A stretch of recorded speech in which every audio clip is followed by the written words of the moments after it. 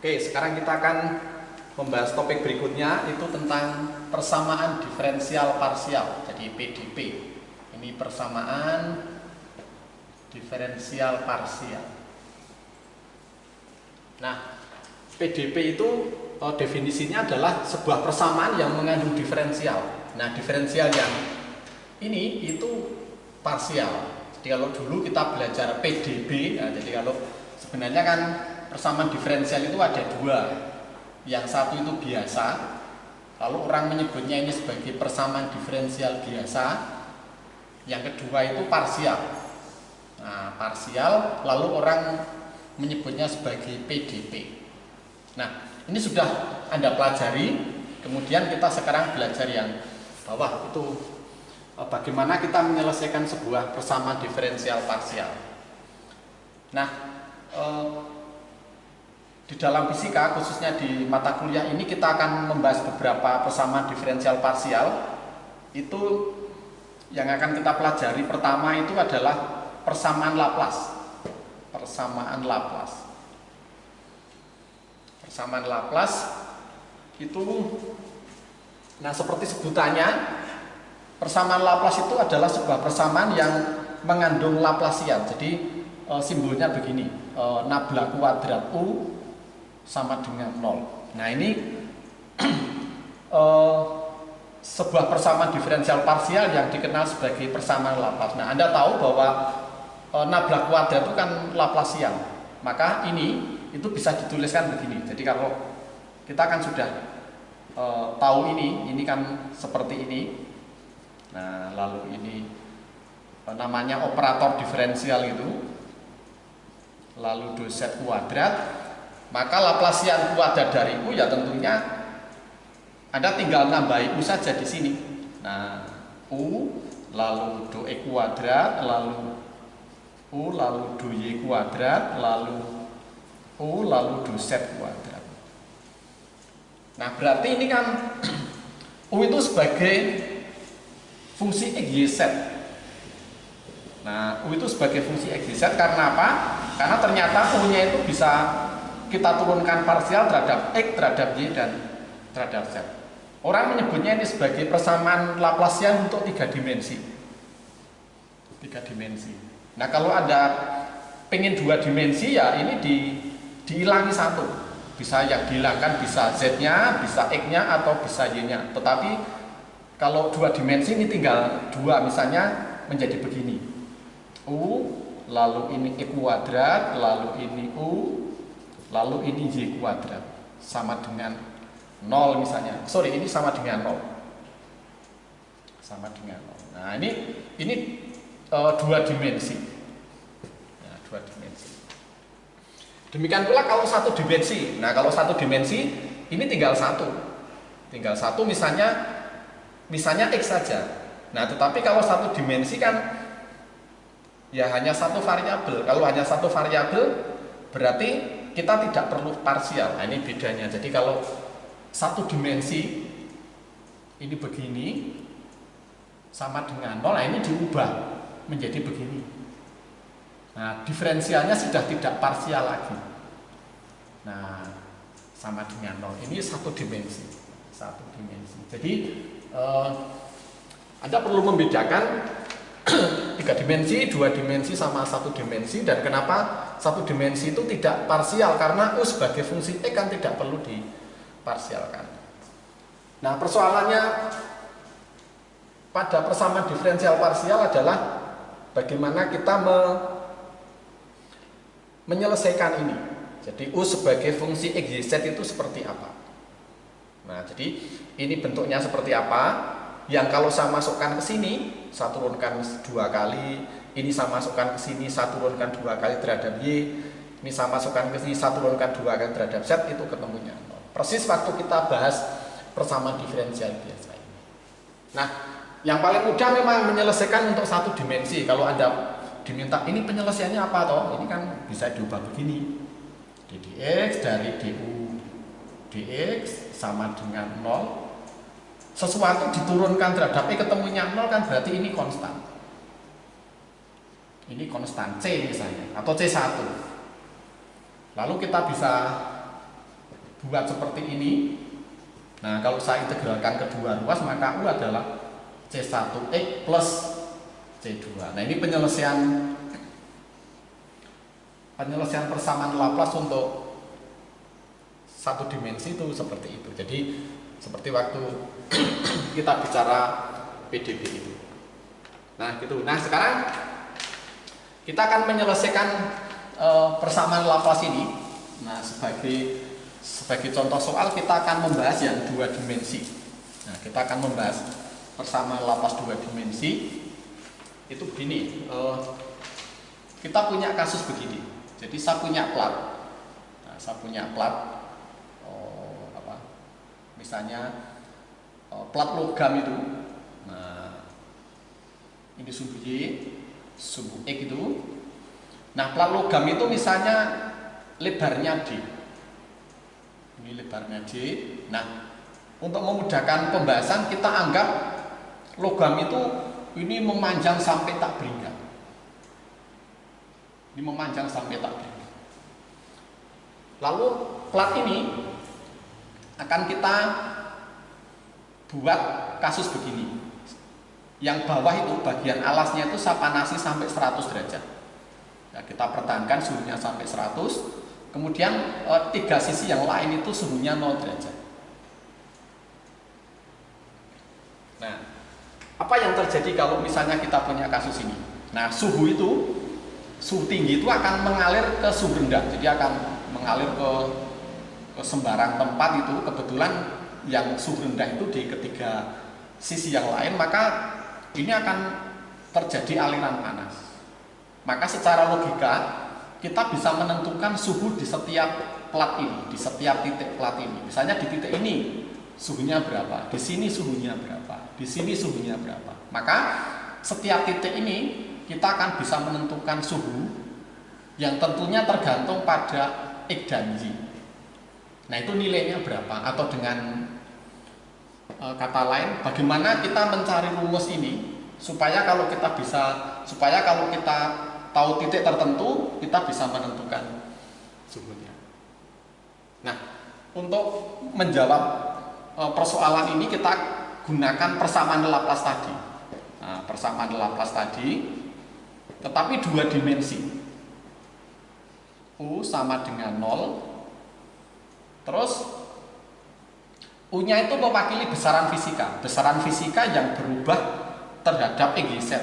Nah, dalam hal ini adalah U-nya itu suhu atau dalam variabel T besar. Sama dengan 0, yang kalau ini dua dimensi. Kenapa dua dimensi? Kan karena hanya melibatkan X dan Y. Itu begini. T, lalu X kuadrat, lalu ini T, ini Y kuadrat, sama dengan 0. Sekali lagi pertanyaannya adalah bagaimana T, X, Y di sini. Nah, untuk menyelesaikan persamaan Laplace ini juga kita gunakan metode separasi variabel. Metode separasi variabel yang ini juga sudah Anda gunakan ketika bicara PDB itu. Yang akan kita cari itu T sebagai fungsi XY. Nah, fungsi yang akan kita cari itu kita anggap sebagai perkalian dua fungsi. Fungsi pertama adalah X, variabel X sebagai fungsi X itu, X kecil gitu. Lalu Y sebagai fungsi Y. Jadi saya ulangi, T, X, Y itu kita anggap sebagai hasil kali dua fungsi. X itu hanya sebagai fungsi X, Y itu hanya sebagai fungsi Y. Maka kalau ini saya turunkan, ya, jadi T ini saya turunkan terhadap X, yang bisa diturunkan terhadap X kan hanya ini saja. Maka ini tidak diturunkan. Ya, jadi karena Y-nya hanya sebagai fungsi Y, kalau ini diturunkan terhadap X kan ya tidak ada turunannya, maka dia sebagai konstanta menjadi Y. Lalu menjadi turunan kedua T dt kuadrat. Dx kuadrat.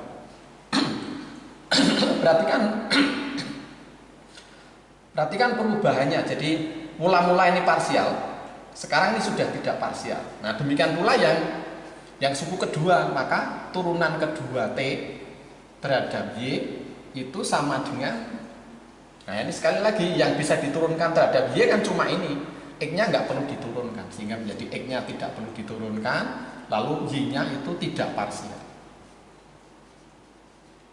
Nah gitu. Oke, nah kalau sudah ini sama ini, itu kamu gunakan untuk mengganti ini, maka hasilnya seperti ini.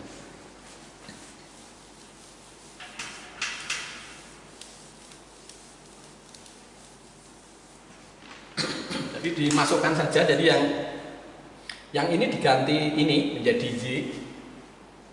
Y, kemudian turunan kedua T tidak parsial, ini DE kuadrat plus lalu X lalu D2O ini Z,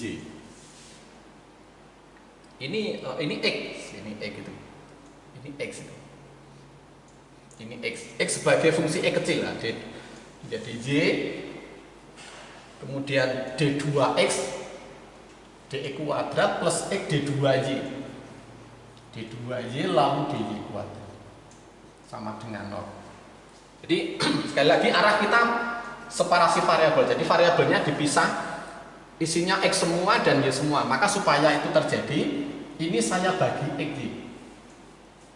Nah kalau saya bagi XY, itu Y dengan Y saling menghilangkan jadi seper X, lalu turunan kedua X besar terhadap X kuadrat plus seper Y, lalu turunan kedua Y besar sebagai fungsi Y kuadrat sama dengan 0. Nah jadi gitu, jadi Anda lihat metode ini akan kita gunakan untuk persamaan yang lain, nanti akan persamaan difusi maupun persamaan gelombang. Nah metode separasi variabel itu caranya selalu seperti itu. Nah sekarang katakanlah kita punya dua fungsi ini tambah fungsi ini ketemunya 0, maka supaya dia ketemunya 0 kan ini sama ini, itu nilainya sama tetapi berlawanan tanda. Maka kita lihat seperti ini, bahwa D2X begini itu bisa saya tuliskan min K kuadrat. Nanti kalau ini min K kuadrat, yang ini juga menjadi plus K kuadrat, kan jumlahnya sama dengan 0. Seperti itu. Nah jadi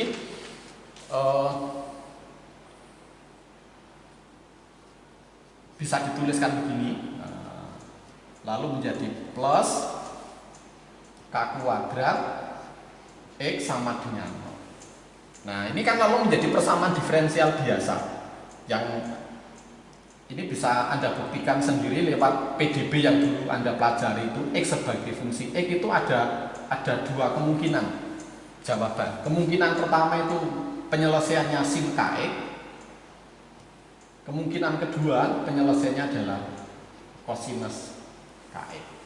Nah lalu ini sudah ketemu, ini tuh mana ini? Nah ini sudah ketemu, berarti itu nanti masuk sini. Nah sekarang yang penyelesaian Y kuadrat, kalau ini saya misalkan min K kuadrat, ini sama dengan min K kuadrat, berarti kan seper Y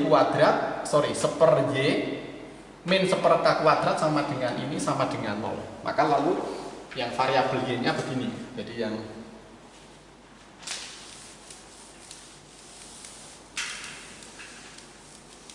yang variabel Y nya sekarang jadi seperti ini, menjadi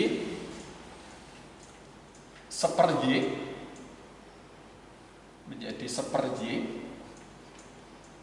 D2Y DY kuadrat, lalu ini menjadi min K kuadrat sama dengan 0, atau turunan kedua Y DY kuadrat min K kuadrat Y sama dengan 0. Nah ini juga persamaan diferensial biasa lagi, dan penyelesaiannya juga bisa Anda lakukan seperti waktu kita menyelesaikan PDB itu. Ini ada dua kemungkinan jawaban. Nah, jawaban pertama itu kalau tidak E pangkat min KY, itu E pangkat KY. Nah ini jadi bisa E pangkat minus, bisa E pangkat plus. Anda bisa buktikan kalau ini kamu masukkan ke sini, itu ketemunya 0, berarti solusi. Ini kamu masukkan ke sini, ketemunya juga 0, merupakan solusi. Maka sama dengan ini. Anda bisa cek bahwa jawaban ini benar dengan cara ini diturunkan 2 kali, masuk sini, dikalikan K kuadrat kali ini, ketemunya juga 0. Nah, sekarang berarti kita sudah punya solusi untuk keduanya. Nah, maka penyelesaian yang kita cari kan gini. Nah, kita tadi kan ini. Tadi kita akan cari ini. Terus sama dengan berapa gitu, maka Tx, Y sama dengan yang tadi adalah X sebagai fungsi E, lalu Y sebagai fungsi Y. Nah, X sebagai fungsi X itu ini. Nah, kita tulis saja. X sebagai fungsi X itu ini. Sinus KE, lalu ini kosinus KE, lalu yang satunya Y sebagai fungsi Y itu E pangkat min KY, lalu E pangkat KY. Nah, terus penyelesaiannya gimana? Ya kombinasi. Ini dengan ini dengan ini dengan ini dengan ini. Maka ada 4 kemungkinan jawaban. Inilah yang akan kita cari rumus untuk menentukan suhu di dalam plat ini. Maka bisa begini, bisa E pangkat KX sinus, ini KY. Ini KY, ini juga KY. Sinus KX, lalu E pangkat KY kosinus KX, lalu sekarang yang minus sinus KX, lalu yang terakhir E pangkat min KY kosinus KX. Nah, itu. Lalu ada 4 kemungkinan. Ya, ada 4 kemungkinan penyelesaian. Nah, tentunya keempatnya itu tidak kita pakai semua karena rumus untuk menentukan suhu di titik ini kan mestinya satu rumus. Nah, dari 4 itu mana yang kita pilih? Nah, untuk memilih 1 dari 4 itu butuh yang namanya syarat batas.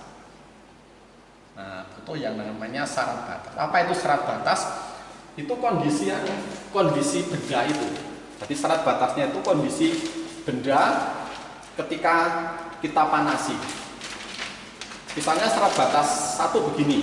Nah, syarat pertama itu di bawah ini. Syarat pertama, syarat batas 1 misalnya ini. Suhu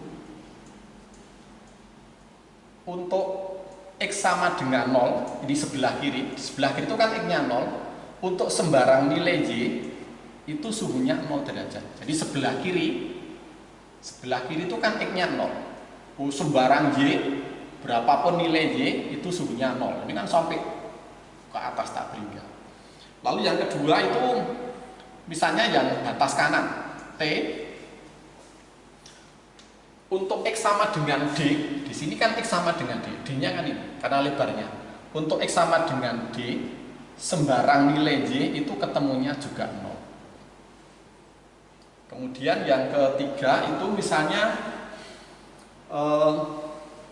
T yang bawah ini, yang bawah itu berapapun nilai X asalkan Y-nya 0 itu suhunya 100. Kemudian yang terakhir yang keempat itu yang di atas itu T berapapun nilai X itu asalkan Y-nya tak berhingga itu suhunya 0. Nah, ini 4 syarat batas terkait dengan gambar ini. Nanti kalau yang dipanasi beda, nah ini tentunya berubah. Ini penting Anda pahami dengan baik supaya kita bisa memilih 4 dari itu. Oke, ya sekarang dari 4 itu kita terapkan di sini. Misalnya kita mulai dari syarat batas. Ini Anda tidak harus urut. Misalnya yang paling gampang misalnya syarat batas 4.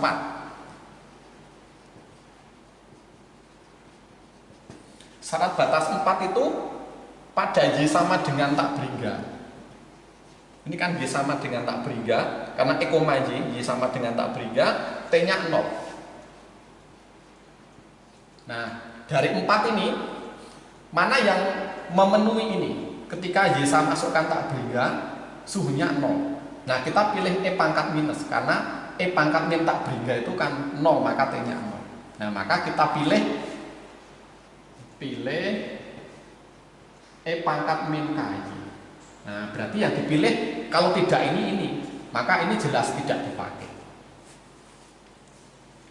Oke, jadi syarat batas 4 itu. Kemudian yang gampang apa? Yang gampang lagi misalnya syarat batas 1. Nah, syarat batas 1 atau syarat batas 2 juga boleh. Syarat batas 1 juga gampang. Syarat batas 1 pada X sama dengan 0. Pada X sama dengan 0, suhunya 0. Nah, kira tinggal 2. Nah, mana yang memenuhi ini? Pada X sama dengan 0, suhunya 0. Nah, kita pilih sinus karena sinus 0 itu 0. Nah, maka pilih sinus. Pilih sinus Kx. Maka ini tidak dipakai. Nah, berarti tinggal 1. Nah, tinggal 1 ini yang kita gunakan. Kemudian apalagi syarat batas 2. Nah, syarat batas 2 itu pada X sama dengan D. Pada X sama dengan D itu suhunya 0. Nah, sekarang kalau ini kita masukkan ke sini, berarti X sama dengan D kan berarti sinus KD. Nah, berarti sinus KD sama dengan 0. Sudut yang sinusnya 0 itu NP. N-nya itu bilangan bulat. Nah, maka sinus KD sama dengan 0 itu sama dengan sinus NP atau gini saja. Berarti KD-nya sama dengan NP. Nah, berarti K-nya itu NP per D. Nah, KD-nya sama dengan NP per D. Nah, maka lalu kita sudah punya jawaban ini, kemudian nilai K-nya itu. Nah, maka lalu itu kita masukkan. Seperti ini. Jadi jawabannya T sebagai fungsi XY sama dengan E pangkat minus K-nya diganti NP per D Y sinus NP per DX seperti itu. Nah, ini rumus yang akan kita cari. Tapi belum selesai. Kenapa belum selesai? Karena masih ada syarat batas ini yang belum kita pakai.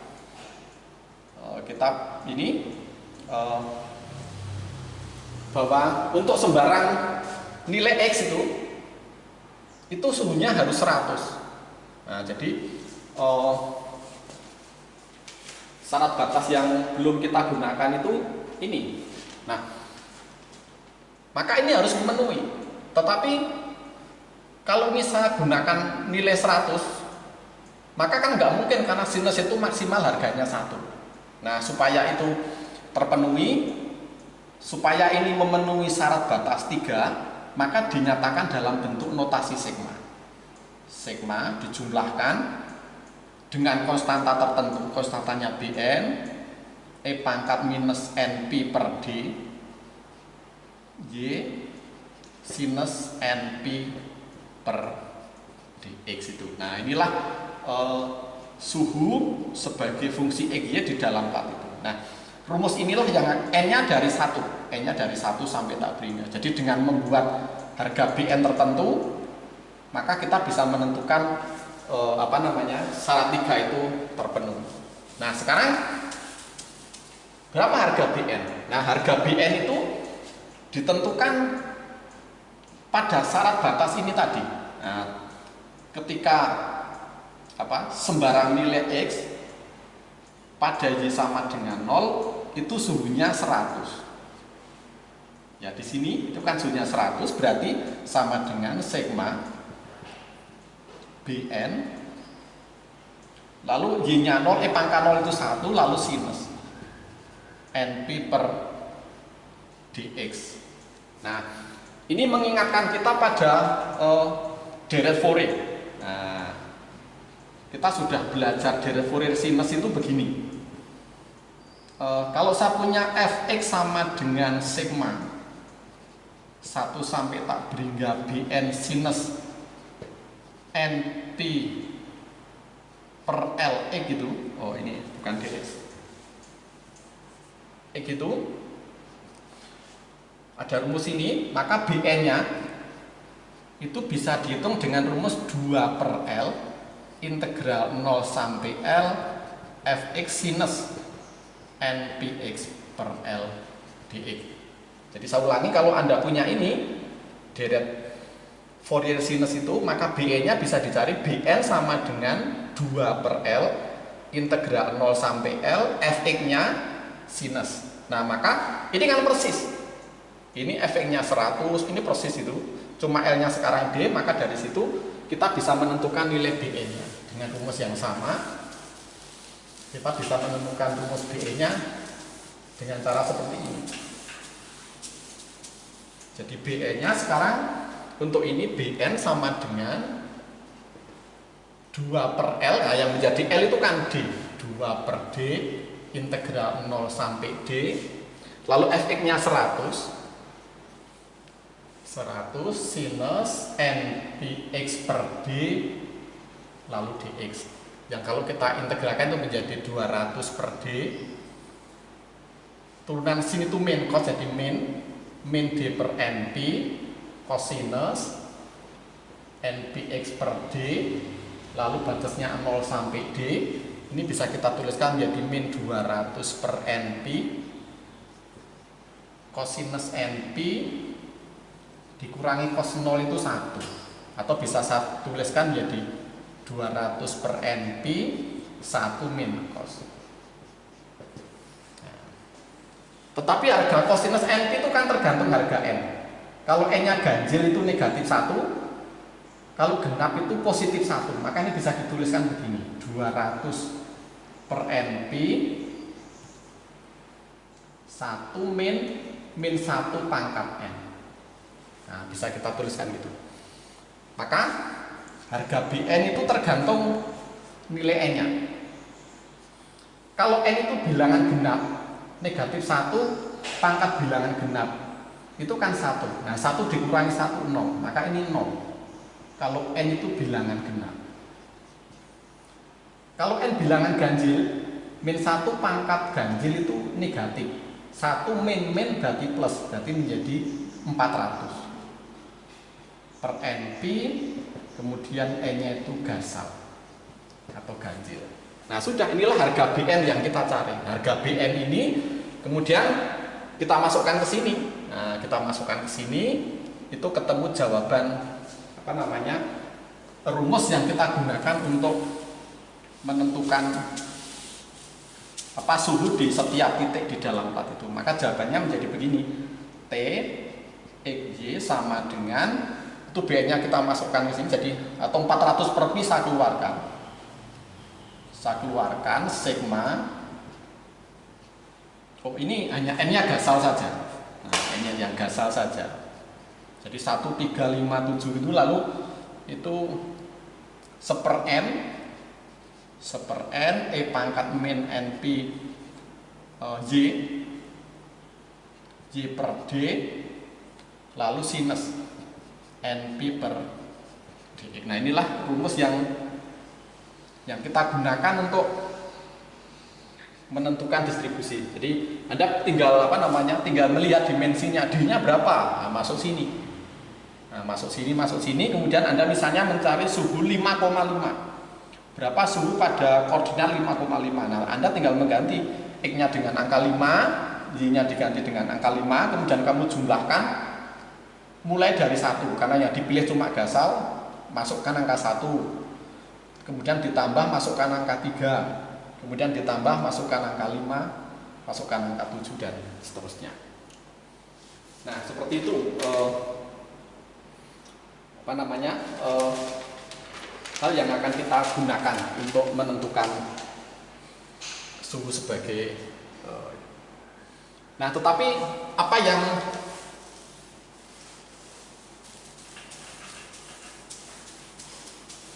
kita pelajari ini kan sebenarnya sesuatu yang susah untuk dipahami, bahwa plat yang kita miliki itu sampai tak berhingga.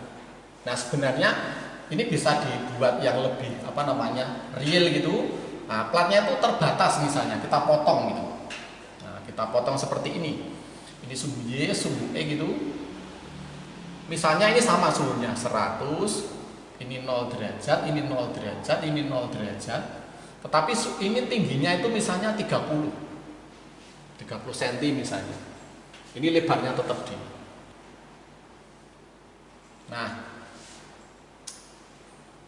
kalau platnya seperti ini, kita hanya mengubah bahwa pada Y sama dengan 30, pada Y sama dengan 30, jadi pada Y sama dengan 30 cm misalnya, itu suhunya harus 0. Harus diubah ini, rumus ini harus diubah supaya memenuhi bahwa ketika Y-nya 30, Y-nya 30 suhunya 0. Maka bentuk ini, bentuk ini harus diganti jadi E pangkat min NP per DY itu harus diubah supaya memenuhi itu. Nah, perubahannya itu menggunakan yang namanya rumus sinus hiperbolik, diganti menjadi ini. Sinus hiperbolik NP per D Y min 30 Y min 30 atau 30 min Y, 30 min Y. Ini bisa diganti begini. Nah, yang namanya sinus hiperbolik X itu nilainya adalah E pangkat E ditambah E pangkat min X dibagi 2. Sinus hiperbolik X itu sama dengan E pangkat X sinus hiperbolik X. Nah ini, ini minus. Nah ini. Jadi kalau ini kita masukkan 30, itu kan berarti sinus hiperbolik 0. Nah berarti sinus hiperbolik 0 sama dengan E pangkat 0 dikurangi E pangkat 0 dibagi 2, itu kan lalu menjadi 1 min 1 dibagi 2 sama dengan 0. Nah gitu, jadi saya ulangi, ketika platnya terbatas, Anda tinggal mengganti ini pada bagian ini, itu dalam bentuk itu. Maka hasilnya jadi begini. Nah hasilnya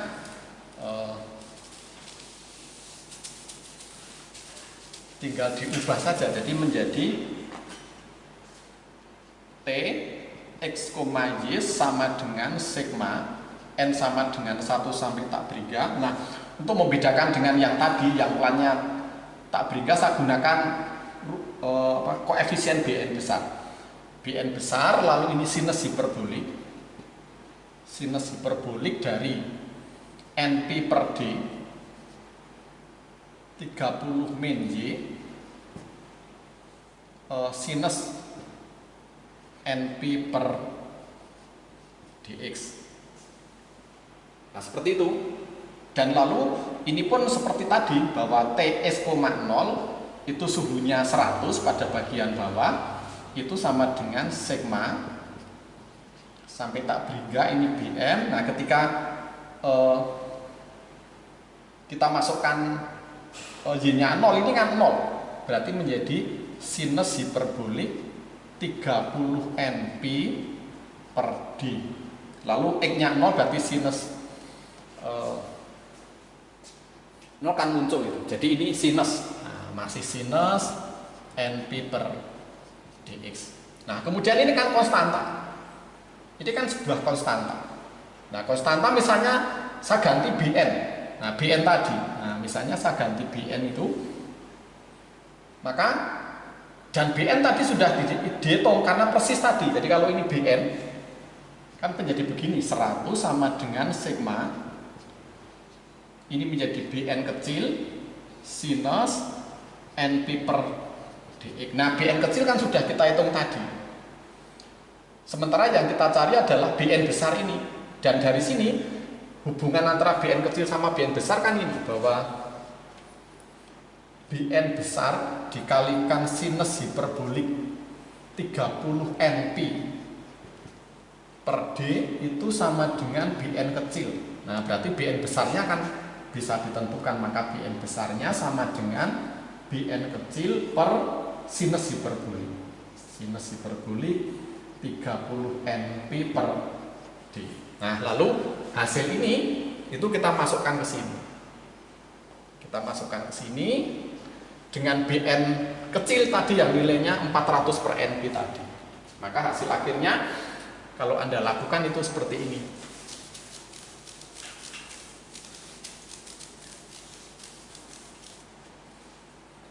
Jadi dengan catatan tadi BN kecilnya itu kan ketemunya 400 per NP tadi. 400 dibagi NP. Nah, 400 dibagi NP untuk N gasal.